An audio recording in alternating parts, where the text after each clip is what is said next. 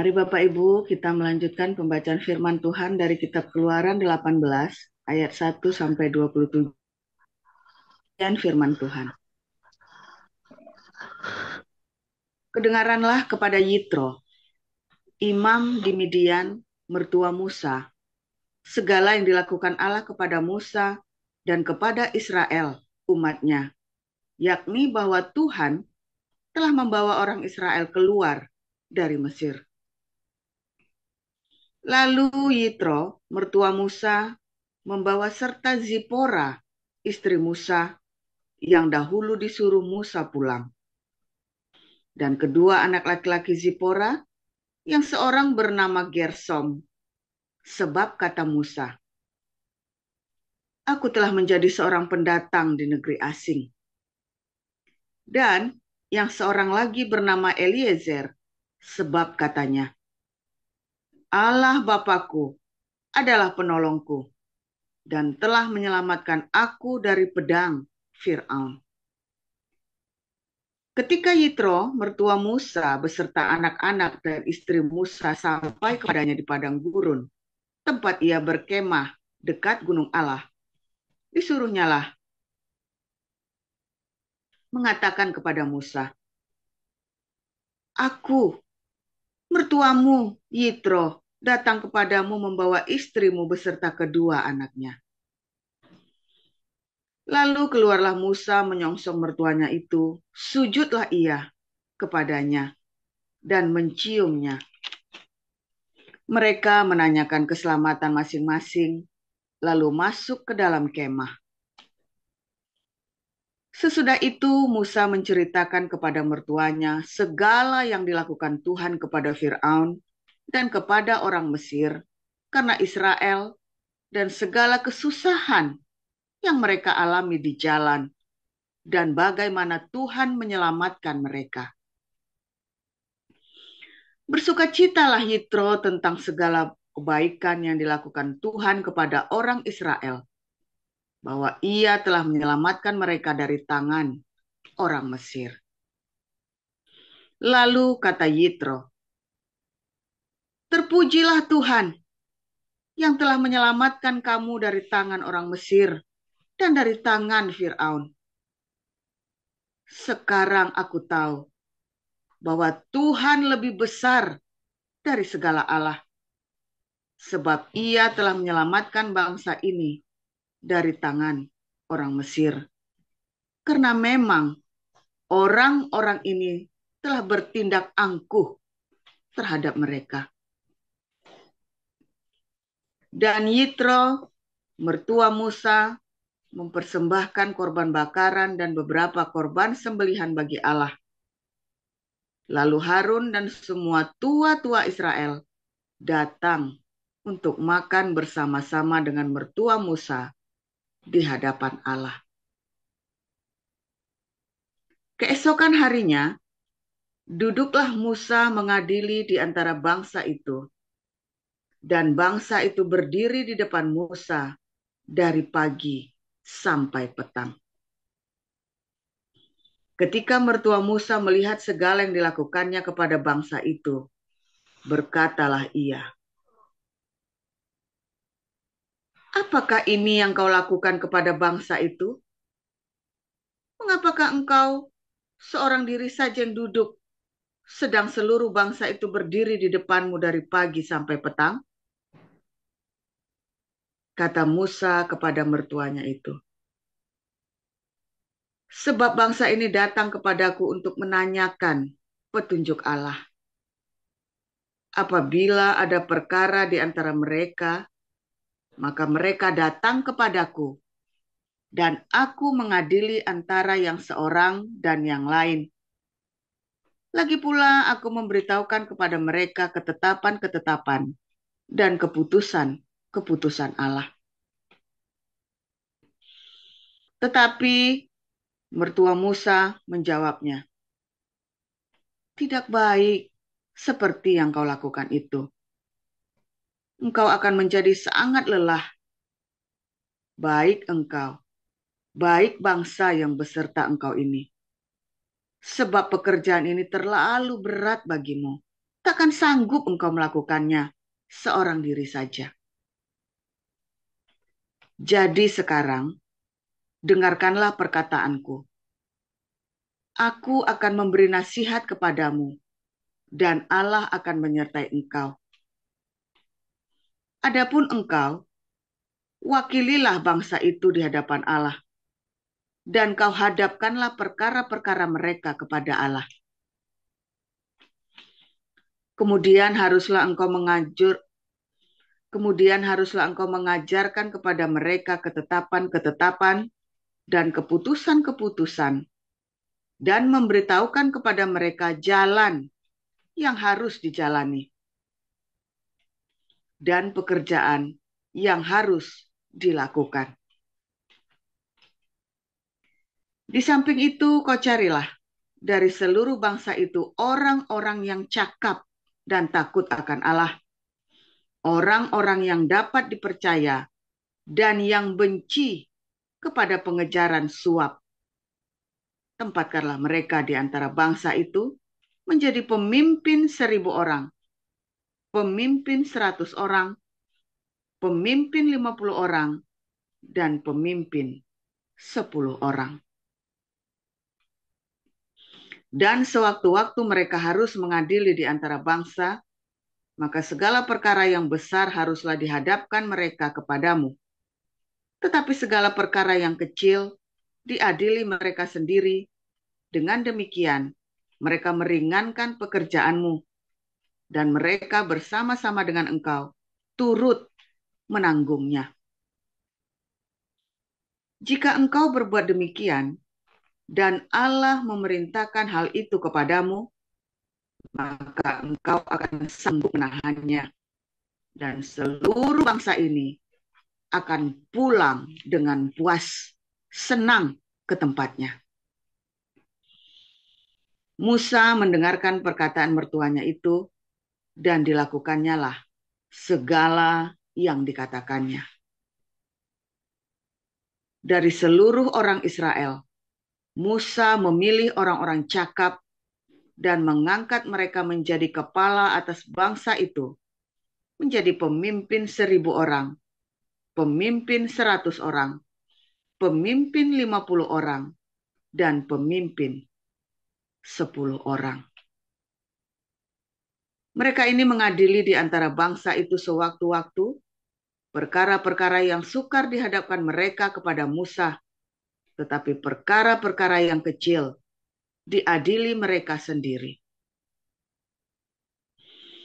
Kemudian Musa membiarkan mertuanya itu pergi, dan ia pulang ke negerinya. Demikian.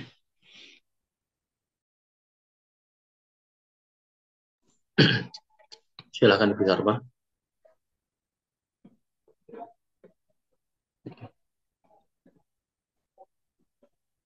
Ibu Sarma.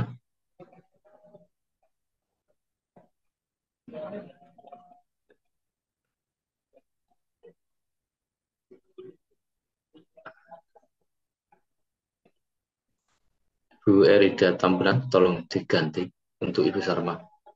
Iya, baik, saya akan membacakan Kisah 6 ayat 1-15 ya Pak. Iya, betul.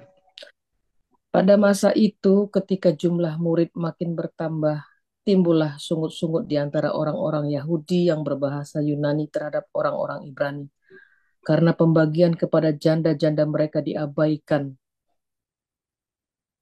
dalam pelayanan sehari-hari. Berhubung dengan itu, ke-12 rasul itu memanggil semua murid berkumpul dan berkata, "Kami tidak merasa puas karena kami melalaikan firman Allah untuk melayani meja. Karena itu, saudara-saudara,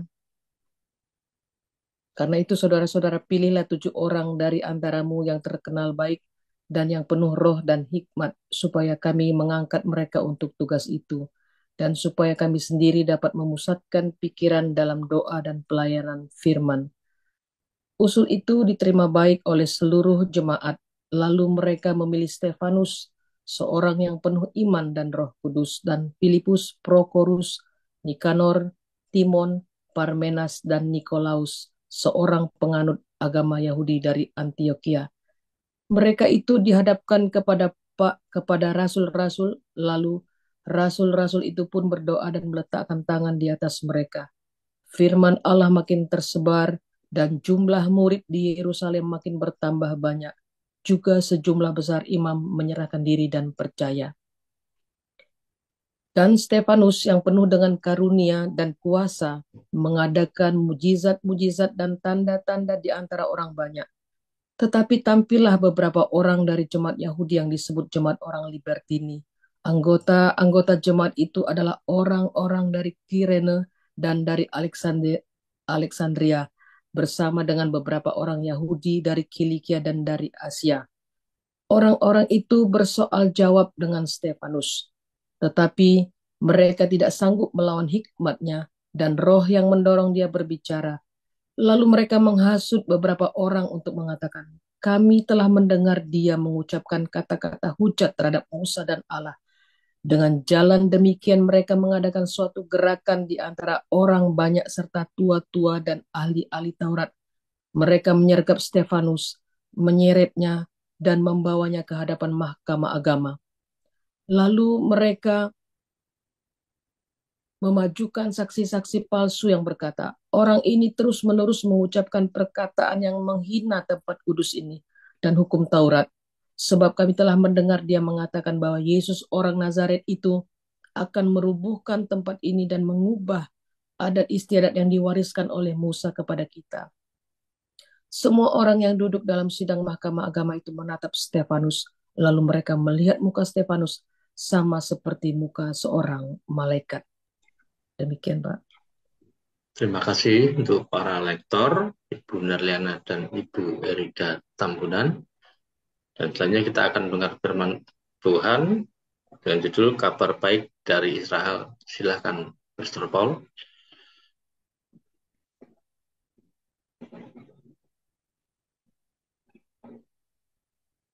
Haleluya, firman Tuhan selalu baru setiap hari. Setiap kali kita menanti-nantikan Tuhan dengan harapan yang murni, hati yang tulus, saudara ya. Setiap hari, setiap saat Anda yang mendengarkan channel ini, Bun Pagi ini, ya, baik yang di Bun Pagi Surgawi maupun di channel Joseph Paulsang maupun dimanapun, ya, video ini dipotong-potong boleh ya. Saudara, setiap kita punya pergumulan hidup tentunya ya. Setiap kita punya masalah, setiap kita punya padang gurun, ya. Ada yang sedang melewatinya, ada yang sudah melewatinya, ada yang nggak lewat-lewat, saudara. Sudah 40 tahun nggak kelar-kelar padang gurunnya, kayaknya tak berujung ya. Ya, semua saudara kita sudah belajar sama-sama, responmu benar, selesai padang gurunnya. Selesai sendiri. Bukan karena kamu hebat, bukan karena kamu pintar, bukan karena kamu cerdik, ya, untuk melewati padang gurun hanya perlu kamu respon yang baik, yang benar. Dan respon yang benar adalah kerendahan hati, ya. Begitu kamu rendah hati, padang gurun cepat berlalu, saudara ya. Begitu kamu disiplin, rohmu disiplin, padang gurun cepat berlalu, ya. Nggak perlu panjang-panjang, sudah bolak-balik diomongin.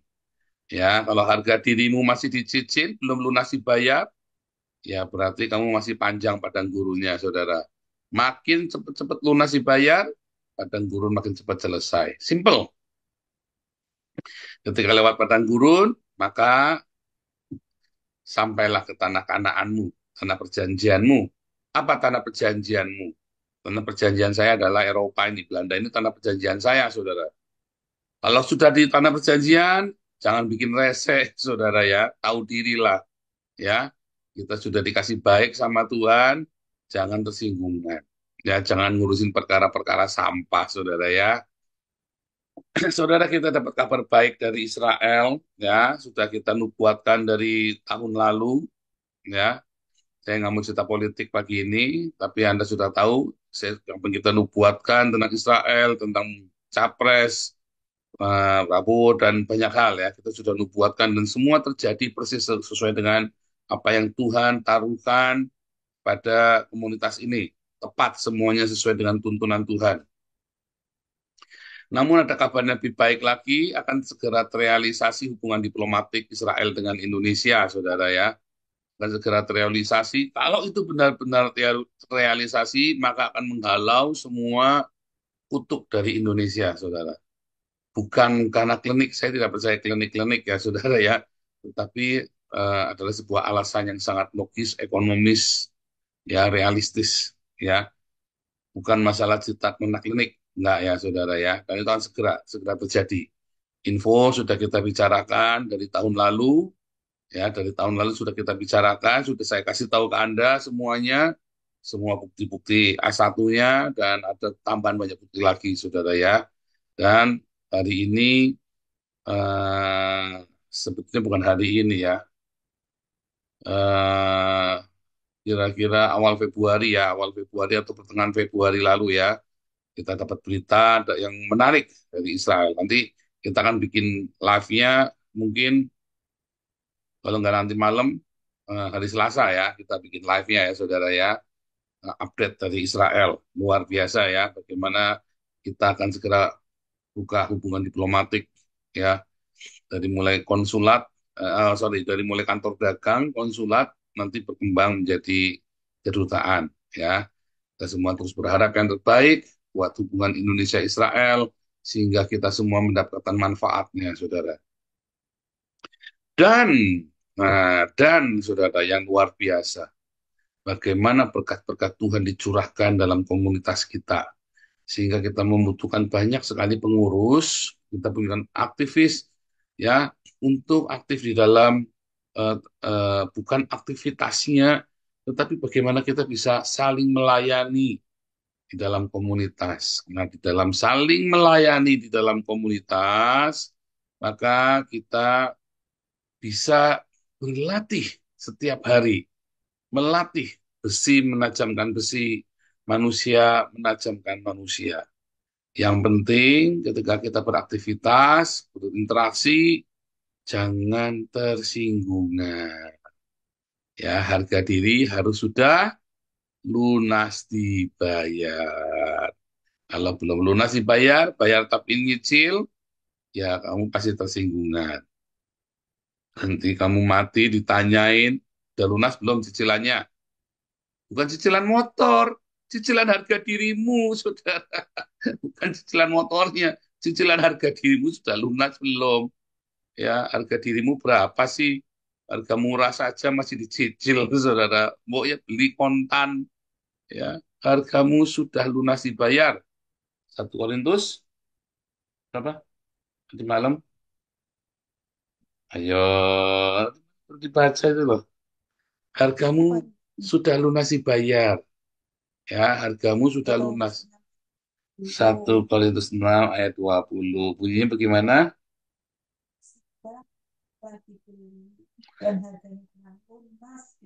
Amin. Sebab kamu telah dibeli, hargamu lunas dibayar. Saudara ya, kamu sudah dibeli, harganya lunas dibayar. 1 Korintus 6 ayat 20.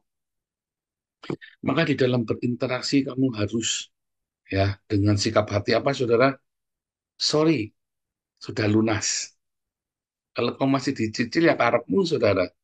Ya, kalau kamu masih cicilannya masih banyak ya karepmu, saudara. Kalau kita mah sudah lunas, saudara. Makanya kita nggak mau kredit lagi. Sorry, saudara ya. Memang kita cowok apaan? Kredit terus, saudara ya. Harga dirimu udah lunas belum? Ayo tanya semua. Yo, tanya suami-suami, tanya istrinya, istrinya tanya sama suaminya. Hargamu udah lunas dibayar belum, Pak? Ma? Wah, sudah gundulmu peang, masih cicilan, cicilan aja nunggak terus, saudara. Bagus, sudah ditarik sama debt collector kamu, saudara. Debt collectormu ya iblis itulah nanti. Kalau kamu nggak lunas-lunas, bayar tapi nyicil, nunggak terus, debt collectormu iblis nanti, saudara, ditagih nanti sama setan kamu. Bagus kalau nggak ditarik, saudara ya. Iya, bagus kalau ditarik, maksudnya mati, saudara ya. Jangan sampai kamu mati, hargamu belum lunas dibayar, saudara. Hati-hati kamu, saudara ya. Hati-hati ya. Hati-hati. Saudara, kita lihat bagaimana ya manajemen itu penting ya di dalam sebuah komunitas. Ya, nanti komunitas akan belajar Rick Warren ya. Saya nanti akan ajari Anda semua ya, bukan cuma pengurus, tapi saya akan ajari Anda semua Rick Warren ya dari bukunya Purpose Driven Church ya, bukan Purpose Driven Life ya, tapi Purpose Driven Church ya. Beda ya, bukan Purpose Driven Life. Purpose Driven Life itu saya kurang suka buku itu, saudara ya. Tapi Purpose Driven Church itu bagus sekali ya. Bagaimana kita membangun komunitas yang drive, yang sebuah komunitas yang dikendalikan oleh sebuah tujuan, saudara. Bukan oleh karena kebanyakan aktivitas, capek, saudara. Bukan karena aktivitas banyak, bukan karena kita kebanyakan program, bukan. Tapi kita punya satu tujuan. Karena satu tujuan, maka kita bawa komunitas itu ke sana, saudara. Dan tentu itu membutuhkan sumber daya yang luar biasa. Bukan cuma dana, saudara. Dana kita ada. Puji Tuhan. Kamu tidak perlu jualan resoles dulu kalau mau pelayanan di sini, saudara. Kalau Anda mau besok, dadak jualan celana dalam dulu. Itu celana dalam merek Nabi 26. Untung kamu tidak disuruh jualan celana dalam dulu Nabi 20 N26. Apa jualan kutang dulu, saudara ya. Ngomong gitu, iya saya ngomong daripada jualan lemper sudah klasik, saudara ya. Jualan lemper, resoles, jualan bacang sudah klasik, jualan utang N26, saudara, jualan cawat N26. Oke, saudara ya, maksudnya kita bukan nyombong, saudara ya. Anda di sini kita melayani sama-sama, ya kamu tidak perlu disuruh cari dana dulu, tidak perlu sampai kamu harus mau bikin apa, kita capek dulu, enggak. Semua dana tersedia dari Tuhan melalui masyarakat ini, saudara ya, melalui rakyat ini, dana tersedia dengan melimpah. Oh iya, jangan kita meremehkan, ya makanya manajemen itu penting. Kita ada perluasan manajemen yayasan. Dan semua orang-orang di yayasan ini, ya, yang diinginkan adalah satu, integritasnya, saudara. Anda semua yang terlibat di dalam komunitas kita, yang menjadi pengurus, baik yang namanya tertulis di akta notaris maupun yang tidak, maupun full-timer yang dibayar, maupun Anda sebagai volunteer, sukarelawan. Integritas, saudara, yang kita butuhkan. Integritas, kredibilitas, dan kapabilitasmu, saudara. Integritasmu ya, saudara, bagaimana kamu mengabdi dengan sungguh hati kepada komunitas ini, saudara. Wah, tapi ini kan memuliakan namanya Pak Paul. Oh iya, saudara, dengan sendirinya.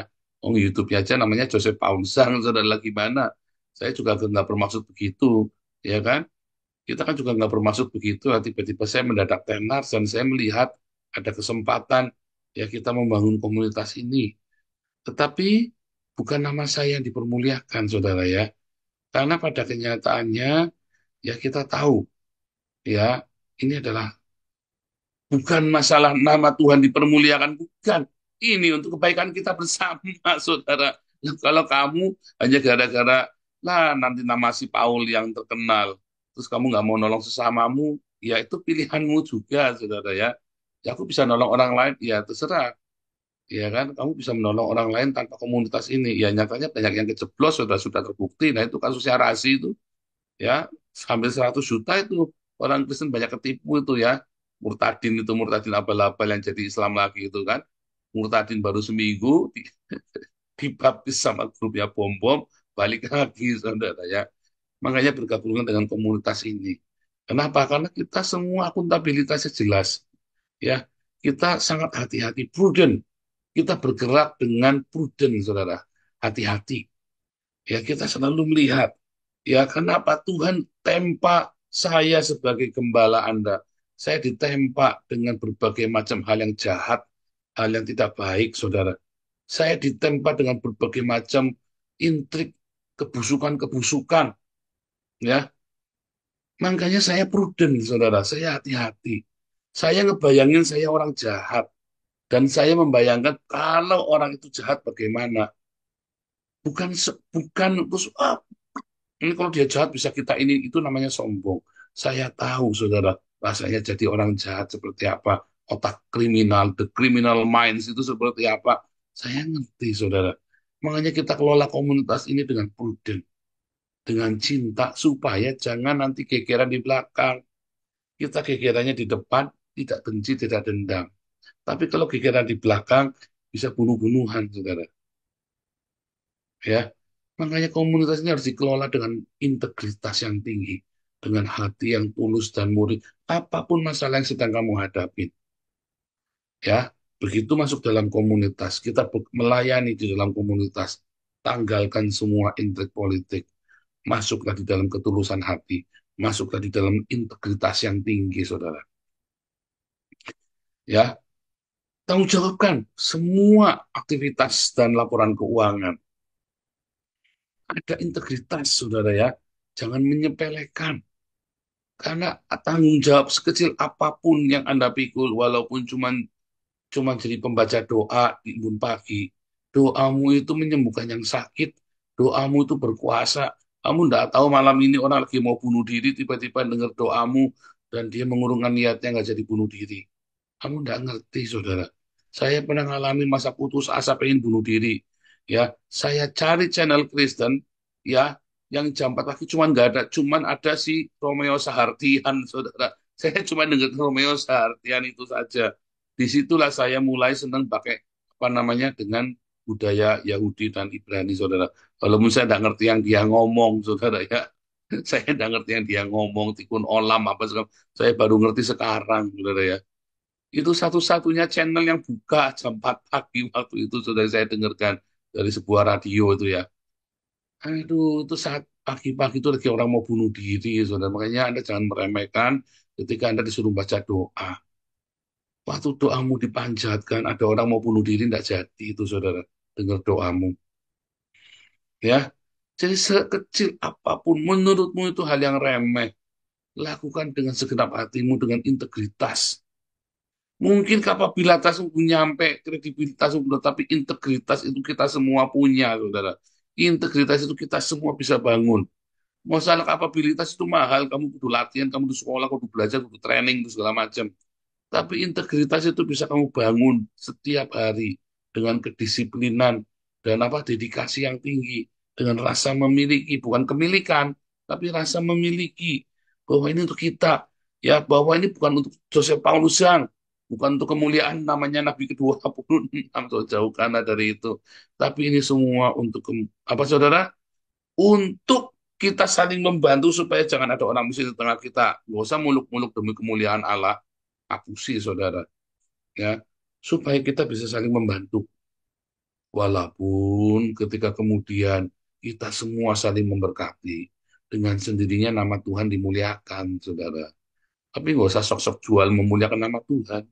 Kita faktanya kita butuh saling membantu, kita butuh saling memberi, kita butuh saling melengkapi. Kalau ada yang sakit sampai tidak bisa bayar dokter, tidak bisa bayar rumah sakit, kita gimana caranya kita patungan. Kalau ada yang meninggal, pemakaman kita patungan. Ya, ayo saudara kita semua, komunitas ini kita bangun dengan integritas. Setiap orang dari kita membangun integritas. Ya, integritas, kesatuan hati, kekompakan, tekad yang bulat. Bahwa jangan sampai ada orang susah di antara kita. Jangan sampai ada orang yang tidak bisa bayar sekolah, tidak bisa makan, tidak bisa bayar rumah sakit. Ya, yang meninggal sampai bingung, tidak ada perhatian. Dari mulai dana, doa, tenagamu, saudara, itu semua dipenting. Maka terlibatlah di dalam komunitas ini dengan integritas yang tinggi.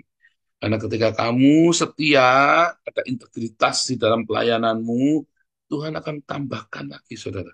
Tuhan akan perbesar lagi takaran hidupmu, saudara. Ya, Tuhan akan berikan pengurapan. Makanya para diaken itu bukan cuma jadi pengurus doang, saudara. Mereka sambil bagi-bagi makanan, mereka sambil menyembuhkan banyak mujizat terjadi, saudara. Jadi kalau Anda nanti diminta sama ketua kita, Ibu Cinta, ya, untuk jadi tim besuk, kalau Anda punya waktu, ayo saudara, jadi tim besuk. Doamu itu bisa sembuhkan orang, nanti kamu akan melihat, ya kamu akan bahagia melihat kamu berdoa orangnya sembuh, saudara. Ketika kamu doakan orang, orangnya dipulihkan, ya. Aduh, saudara, kamu tidak tahu bahagianya ketika kamu berdoa orang itu udah porak-poranda kemudian dipulihkan. Bahagianya itu luar biasa, saudara, doamu itu begitu ya. Dan kamu sendiri pun karena kamu menyalurkan berkat, hidupmu pun diberkati, saudara. Ya, para diaken ini bukan diaken sembarangan. Mereka tuh diaken-diaken yang berintegritas, sehingga mereka doanya pun penuh mujizat, saudara. Kita ini kan adalah komunitas diakonia. Sama persis dengan kisah Rasul 2, sama persis dengan kisah Rasul 6 yang tadi Anda baca. Kita ini adalah sebuah komunitas diakonia, komunitas sedekah. Maka ketika kita sudah bersedekah satu sama lain, Tuhan akan ambil bagiannya. Setiap doa-doamu dan doa-doaku dijawab dari sorga, saudara. Katakan amin dong. Karena integritas, jangan asal-asalan. Kayak Anania Safira, asal-asalan, saudara ya. Lakukan dengan kesungguhan hatimu, layananmu di sini, di komunitas ini. Maka Tuhan akan jawab semua doamu, saudara. Ya, karena kalau kita sudah lakukan bagian kita, maka Tuhan akan lakukan bagiannya, yaitu hal-hal yang mustahil yang dikaruniakan kepada kita, saudara. Ya, Tuhan Yesus memberkati.